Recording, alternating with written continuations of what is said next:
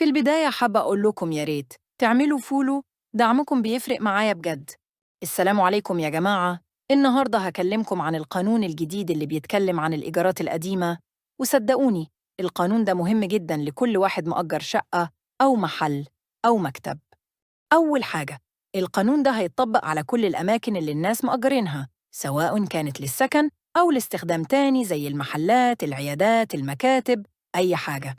العقود اللي معمولة للسكن هتفضل شغالة لمدة 7 سنين من وقت ما القانون يبدأ.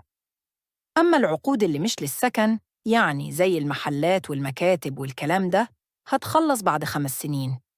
طيب، المحافظ هيعمل إيه؟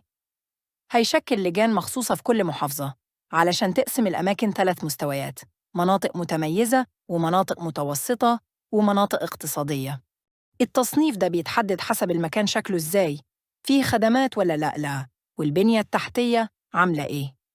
اللجان عندها 3 شهور تخلص شغلها، ولو احتاجوا وقت زيادة ممكن يزودوا كمان 3 شهور.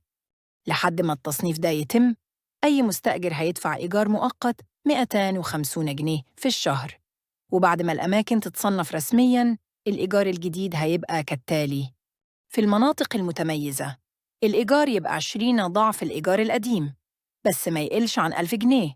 في المناطق المتوسطة 10 أضعاف، بس ما يقلش عن 400 جنيه.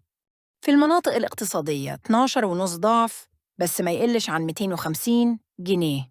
ولو في فرق بين الإيجار اللي اتدفع والإيجار الجديد، الفرق ده هيتسدد بالتقسيط على نفس عدد الشهور اللي فاتت. بالنسبة للأماكن اللي مش للسكن، يعني المحلات والمكاتب، الإيجار الجديد هيبقى 5 أضعاف الإيجار القديم، وكمان الإيجار هيزيد كل سنة بنسبة 15% من الإيجار اللي بتدفعه حالياً. بعد نهاية المدة دي، يعني ال7 سنين أو ال5 سنين، المستأجر لازم يفضي المكان، وفي حالتين كمان لازم يسيب المكان فوراً لو سابه فاضي سنة كاملة من غير سبب واضح.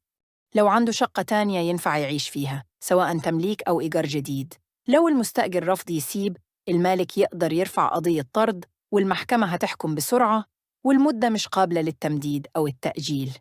بس كمان لو المستأجر قدم طلب للحكومة علشان ياخد شقة بديلة، ممكن الدولة توفر له شقة تمليك أو إيجار جديد، بس بشرط يكون ساب المكان طوعاً، والأولوية ليه هو وأسرته.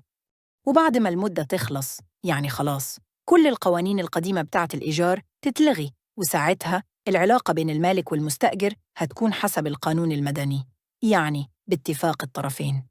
والقانون ده هيبدأ يشتغل رسمي من تاني يوم بعد ما يتنشر في الجريدة الرسمية. يعني لو حضرتك مؤجر أو مؤجر، لازم تاخد بالك كويس من التفاصيل دي علشان تعرف حقوقك وواجباتك.